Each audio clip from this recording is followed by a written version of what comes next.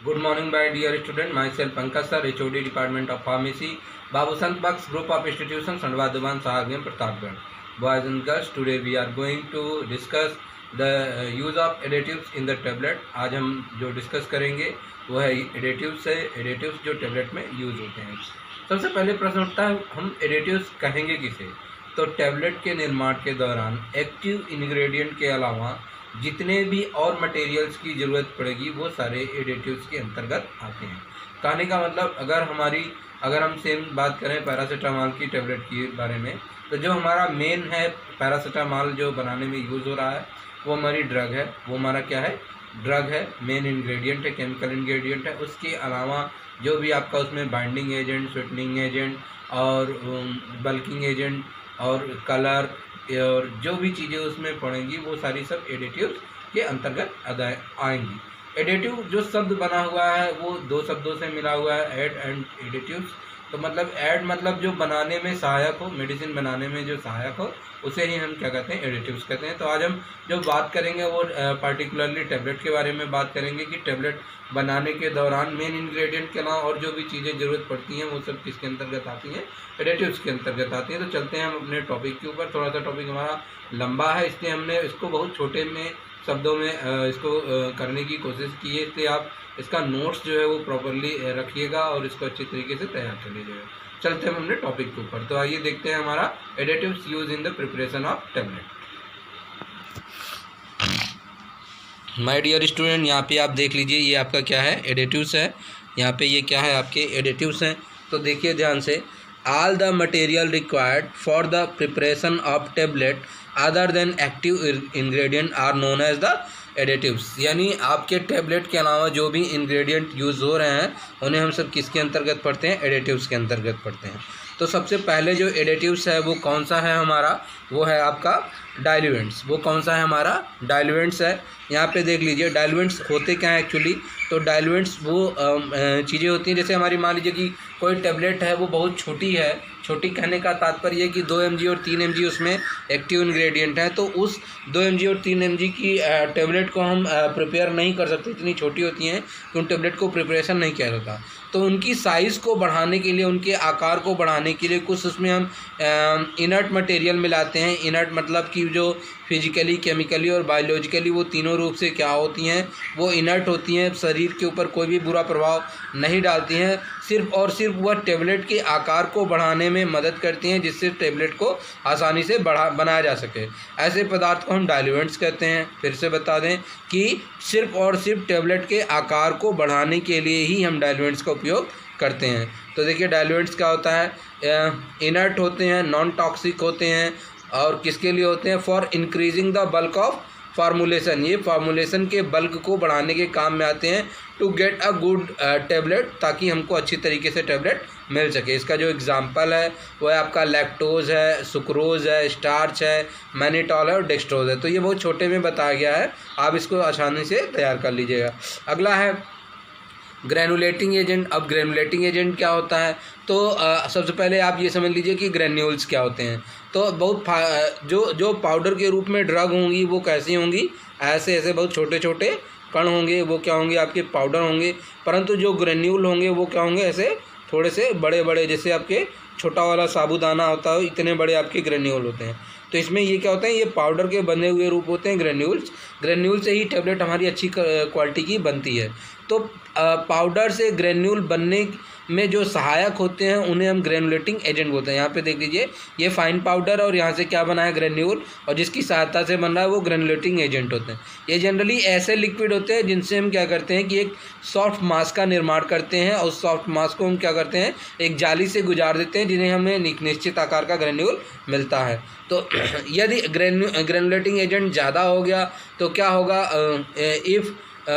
मतलब यदि insufficient ग्रैनुलेटिंग agent, insufficient मतलब अपर्याप्त मात्रा, यदि हम जो ग्रैनुलेटिंग एजेंट को पर्याप्त मात्रा में नहीं डाल रहे हैं तो हमारा जो ग्रैन्यूल बनेगा वो सॉफ्ट बनेगा, काफ़ी मुलायम बनेगा और कैपिंग हो सकती है। कैपिंग मतलब ये कि जब टेबलेट क्या होगा? पंच होगा तो उसका कुछ मात्रा जो है कि उसमें डाई में फंसा रह सकता है, तो कैपिंग हो सकती है और आसानी से वो टेबलेट टूट जाती हैं।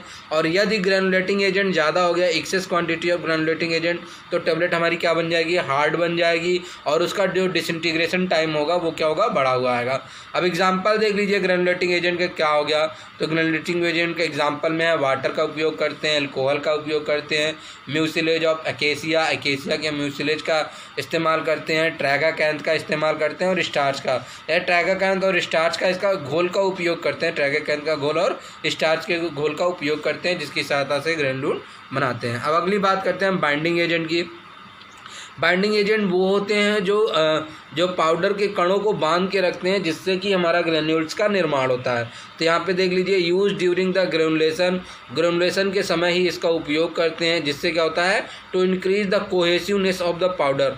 अब एक शब्द है यहाँ पे कोहेसिवनेस, तो कोहेसिवनेस का मतलब होता है सेम टाइप के पार्टिकल के बीच में लगने वाले फोर्स को बढ़ा देना, यानी पाउडर और पाउडर का कण जो है एक जैसा है और इनके बीच में जो लगने वाले बल को जब हम बढ़ा देंगे तभी वो क्या होंगे, ग्रेनुल के रूप में होंगे। तो ठीक है, तो वो क्या होता है, यूज ड्यूरिंग द ग्रेनुलेशन के समय इसका इस्तेमाल करते हैं, जिससे क्या होता है, इसका एरो का मतलब है increase the cohesiveness of the powder, जिससे पाउडर के कणों के बीच में लगने वाला बल बढ़ जाता है, जिससे क्या होता है, to increase the binding to form granules, जिससे क्या होता है, बाइंडिंग बढ़ जाती है और ग्रेन्यूल्स का निर्माण हो जाता है। एग्जाम्पल में देख लीजिए स्टार्च है, अकेसिया है, जिलेटिन है, ग्लूकोज है, सुक्रोज है और ये आपका MC लिखा हुआ है, इसका मतलब है मिथाइल सेलुलोज है।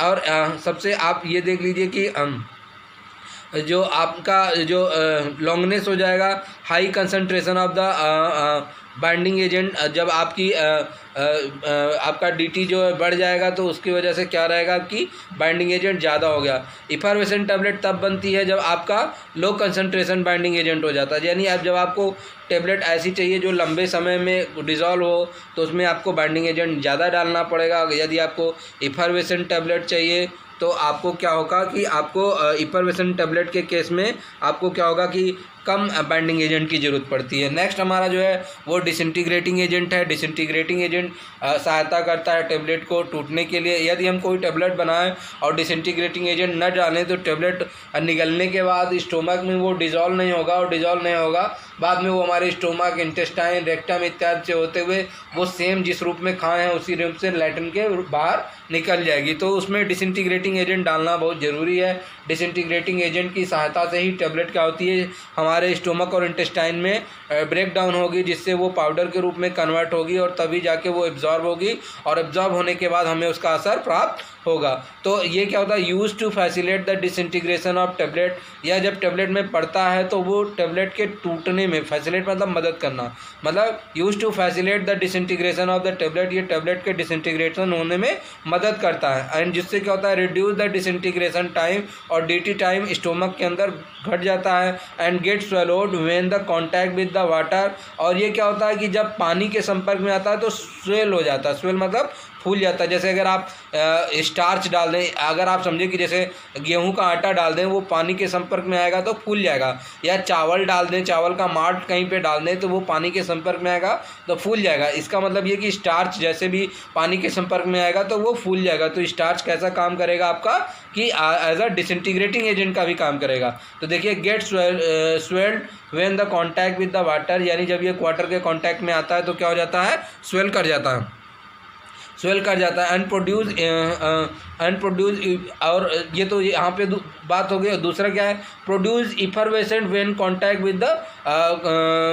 विद मॉइस्चर, यानी कुछ ऐसे होते हैं जो मॉइस्चर के कांटेक्ट में आते हैं तो क्या कहते हैं, इफरवेसेंट देते हैं। तो जो इफरवेसेंट देते हैं वो किसकी वजह से देते हैं, क्योंकि उसमें क्या मिला होता है, sodium bicarbonate and citric acid.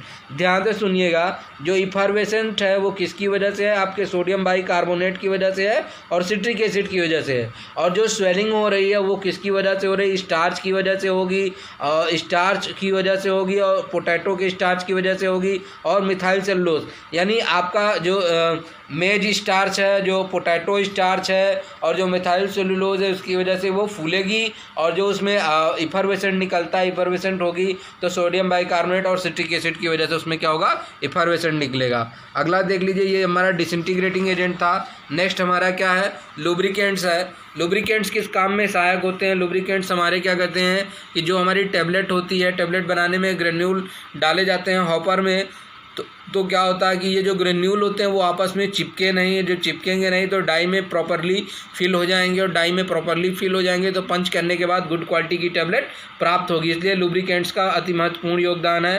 तो ऐड इन द ग्रेन्यूल्स, जो लुब्रिकेंट्स होते हैं हमारे ग्रेन्यूल्स में डाले जाते हैं बिफोर द कंप्रेशन, कंप्रेस करने के पहले, and facilitate the ejection of tablet from the die, जिससे क्या होता है कि वो डाई से आसानी से निकल जाए।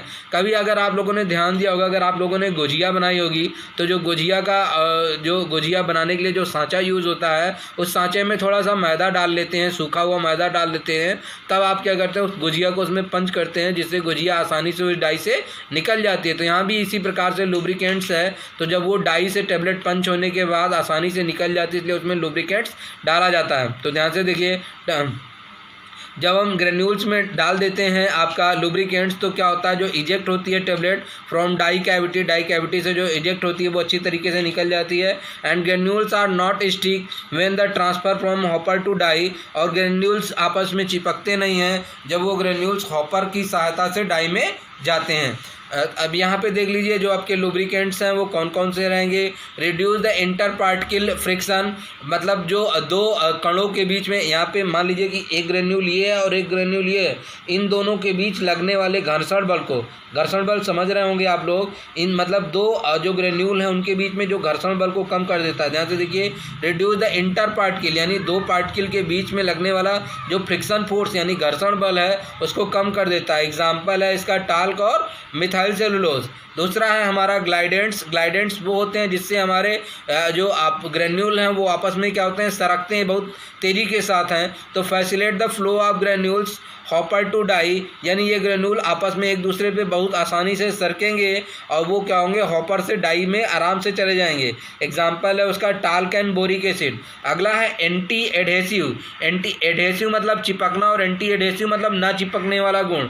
ये क्या करते हैं, prevent the sticking the surface to the die, और ये क्या करते हैं, टैबलेट को जो है डाई से चिपकने नहीं देते। उसका एग्जाम्पल है टाल्क एंड स्टीयरिक एसिड। अगला जो हमारा जो न्यू है हमारा इसके बाद जो हमारा कि एडिटिव्स है वो हमारा एड्जॉर्बिंग एजेंट है। एड्जॉर्बिंग एजेंट क्या करता है, एब्जॉर्ब द वोलेटाइल ऑयल, ये हमारे वोलेटाइल ऑयल को क्या कर लेता है, एब्जॉर्ब कर लेता है। एंड जैसे एग्जांपल है आपका starch, magnesium oxide and magnesium carbonate, जिससे क्या होता है हमारी जो टैबलेट होती है उसमें फ्लेवर आ जाता है। जो वोलेटाइल ऑयल रहेगा वो क्या होगा कि आपकी एक निश्चित सुगंध होगी, और वो सुगंध एब्जॉर्ब करने के बाद जब टैबलेट बनेगी तो उसमें भी वो सुगंध बनी रहेगी।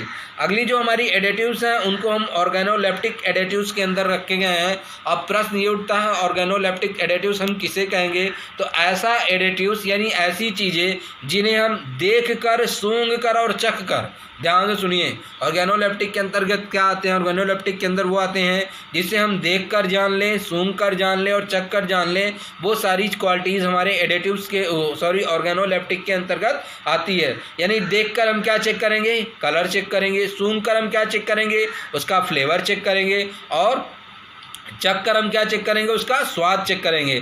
तो ध्यान से देख लीजिए, देख कर, सूंघ कर मतलब उसकी गंध हमें पता, देख कर हमें क्या पता चलेगा, कलर, सूंघ कर हमें उसका गंध पता चलेगा, फ्लेवर पता चलेगा, और चख कर क्या पता चलेगा, टेस्ट। यानी ऐसी चीज़ें जिन्हें हम देख कर, सूंघ कर और चख कर पता लगाएं वो सारी चीज़ें ऑर्गेनोलेप्टिक के अंतर्गत आती हैं। तो यहाँ पे देख लीजिए सबसे पहला जो ऑर्गेनोलेप्टिक के एडिटिव्स के अंतर्गत है वो हमारा कलरिंग एजेंट है। अब कलरिंग एजेंट में हमारा कौन कौन से है, तो colour of the granules and the tablet improve the elegance of tablet, यानी जो टेबलेट की एलिगेशन है वो उसको हम क्या करते हैं, इम्प्रूव कर सकते हैं। उसकी क्वालिटीज़ को, देखने वाली क्वालिटीज़ को हम क्या करेंगे, इम्प्रूव कर देंगे। एलिगेशन उसका क्या करेंगे, कलर से इम्प्रूव कर देंगे। This make the identification of easier, जैसे जो कम पढ़े लिखे जो होते हैं, जो पेशेंट होते हैं, उनको बताया जा सकता है कि लाल वाली गोली सुबह खानी है, पीली वाली गोली शाम को खानी है, और हरी वाली गोली दोपहर को खानी है। तो इसलिए उसका कलर करना भी बहुत ज़रूरी होता है। एग्जाम्पल में है आपका इंडिगो है और टाइटेनियम डाइऑक्साइड है, ये दोनों कलर के उसके एग्जाम्पल हैं।